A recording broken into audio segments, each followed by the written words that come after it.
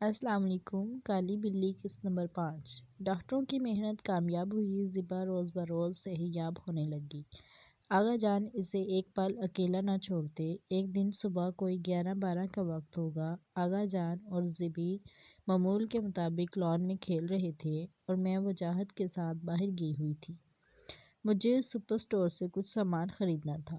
جب میں واپس گھر آئی تو زیبا کیاری کے پاس بیٹھی نظر آئی۔ آغا جان نہیں تھے۔ میں اندر گئی، دروازہ لاک تھا۔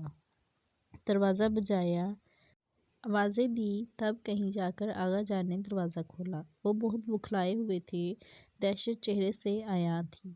ان کا چہرہ زرد پڑ گیا تھا۔ مجھے لگا انجائنا کا اٹیک ہے۔ میں فون کرنے بھاگی مگر انہوں نے مجھے بازوؤں سے پکڑ لیا اور بولے، وہ مری نہیں ہے، وہ مری نہیں ہے، وہ یہیں ہے باہر لان میں۔ دروازہ بند کر دو، وہ مجھے مار دے گی۔ آغا جان ہذیان بکے جا رہے تھے۔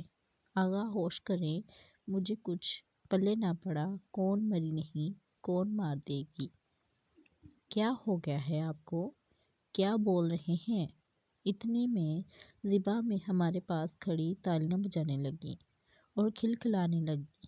بابا جانی ڈر گئے، بابا جانی ڈر گئے، ماما میں بلی بنی تو بابا جانی ڈر گئے، ہی ہی ہی، میاؤں میاؤں میاؤں میاؤں، ہی ہی ہی۔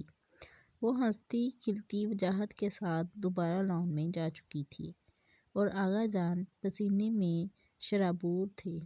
میں نے انہیں تسلی دی، پانی پلایا، وہ سان بحال ہوئے تو وہ رو پڑے۔ میں نے زندگی میں پہلی بار اپنے شوہر کو بلکتے دیکھا تھا۔ اذان میاں، میرے لیے بہت بڑی بات تھی یہ۔ میرا دل اندر سے بجھ گیا اور ایک خوف دل میں سما گیا کہ کچھ بہت برا ہونے والا ہے۔ آغا جان گھر سے جا چکے تھے اور میں بچوں کے ساتھ مصروف ہو گئی۔ وہ رات بہت دیر سے آئے، بہت گمسم تھے، بچے سو چکے تھے۔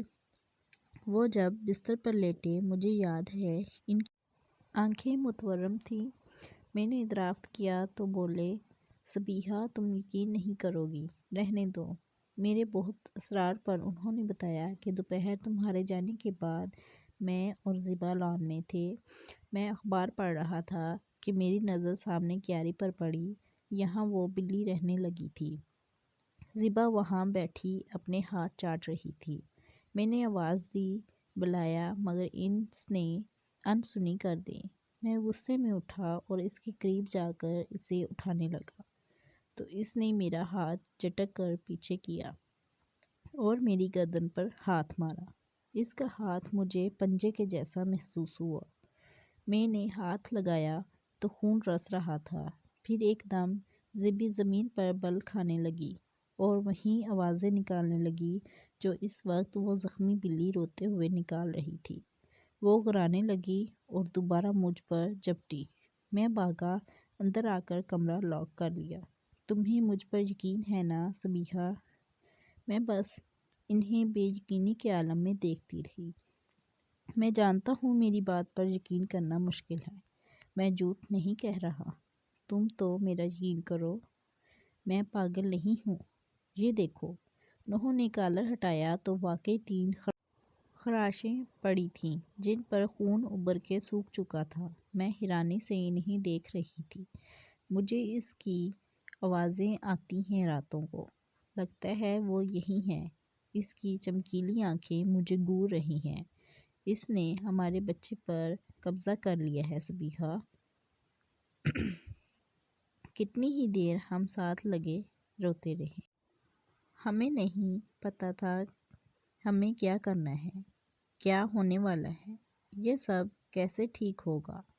کیا آغا جان اس گلٹ میں مبتلا ہو کر نفسیاتی مریض بن چکے ہیں یا یہ کوئی اور معاملہ ہے؟ اور وہ سچ کہہ رہے ہیں۔ آغا جان اور زیبی میری روح کے 2 حصے ہیں۔ میں کسی کو کھونا نہیں چاہتی تھی۔ اتنا کہہ کر آغا جان نے پھر پھوٹ پھوٹ کر رو دی اور میں اپنی کیا کیفیت بیان کروں۔ یہ معاملہ الجھتا ہی جا رہا تھا۔ ان گنت سوال اب بھی باقی تھے اور کہانی بھی۔